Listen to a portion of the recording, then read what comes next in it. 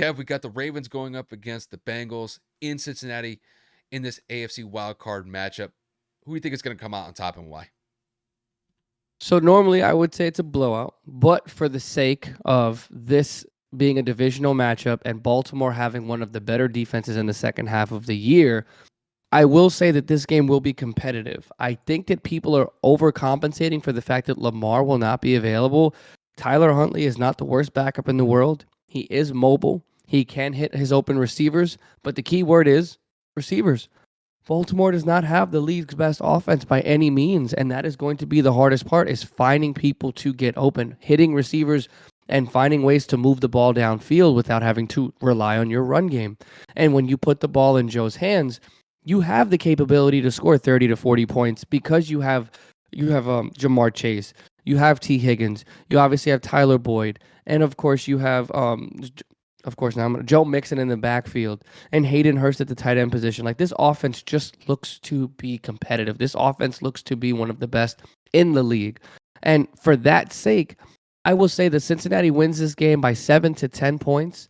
Lamar not being there is pivotal. He is a dynamic game changer. He is probably one of the most difficult quarterbacks to prepare for. I mean, Jalen Ramsey said it himself on the Shop podcast, on a couple of other podcasts. That is just an impossible quarterback to prep for because there's nobody that can replicate what he does on the field in terms of in practice. There's not, you can practice against Josh Allen, you can practice against Patrick Mahomes. They're not Lamar Jackson. He is a different dynamic. He's a different type of player.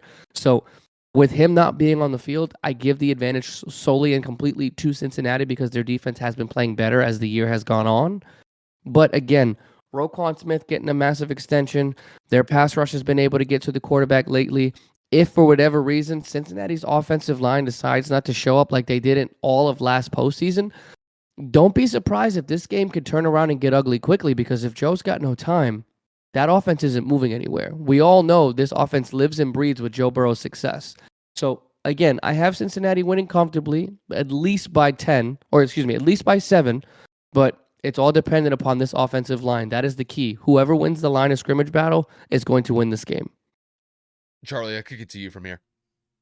Yeah, so I actually don't have much to say about this game since Lamar's not playing. It's just kind of the Tua effect with the Dolphins kind of puts the air out of the balloon for their offense. Like so much is reliant on leaning on Lamar to open the field up.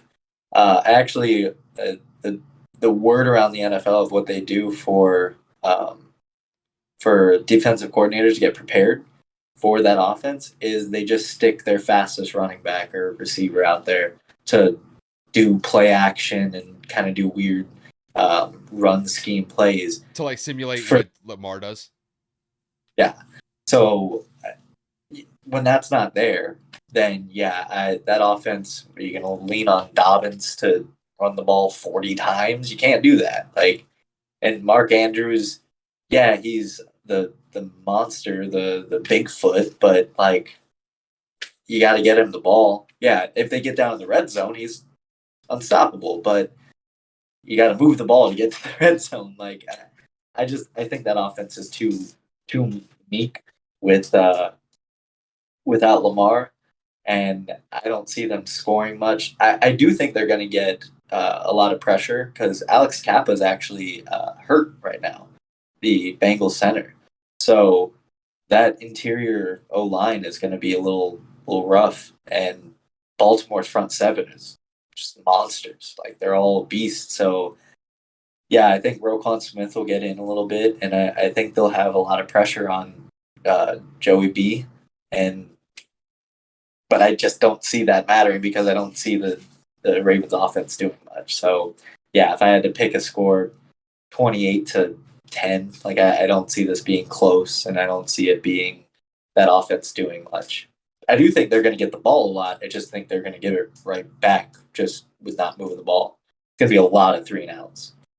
Yeah, I think this is kind of similar to what we said about the upcoming matchup between the Bills and the Dolphins, where I think the Bills are just going to dominate the time of possession against a third string quarterback and Skylar Thompson when the Bills play against the Dolphins.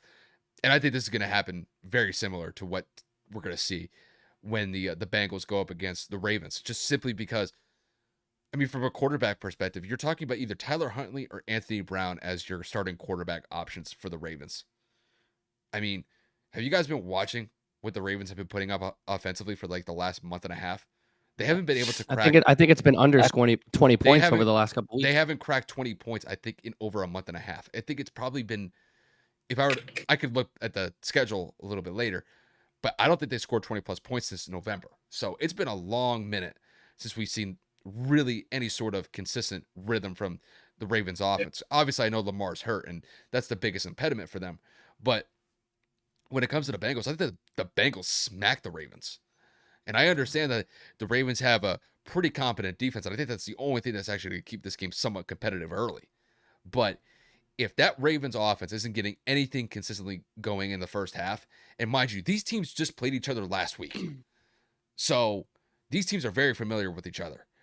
And I think when it comes to the Bengals are basically just going to follow suit with what they did last week. Whatever they did last week, it worked. I think as long as they just go out there and execute the game plan and not turn the ball over against that Ravens defense, I think they'll be fine. Because honestly, the Bengals could probably score 17 points in this game, and they'd probably win by about a touchdown. I just don't see the Bengals giving up 10, 15, 20 points to the Ravens here. That quarterback issue with the Ravens is too significant of a jump for me to really believe the Ravens have any sort of shot in this game. And like you said, Kev, you got Joe Burrow and all the options that he has at his disposal, like Jamar Chase, Tyler Boyd. I mean, you know the list. You just basically said it. I don't know how the Ravens are going to be able to contend with that with 60 minutes in the game. They may be able to do it at times where they slow down Joe Burrow a little bit, but there's just going to be too many opportunities for Joe Burrow and that Bengals offense to score points. And it's going to be because I don't think the Ravens offense is going to put more than 15 points on the board. So, to me, this game is going to be an absolute beatdown as far as I see it. I think the Bengals run away with this game. To me, this is probably going to be a 27-10 score. I don't have faith in the Ravens to score anything above 10 to 15 points. And it's honestly that simple of an analysis. I'll pretty much just leave it at that.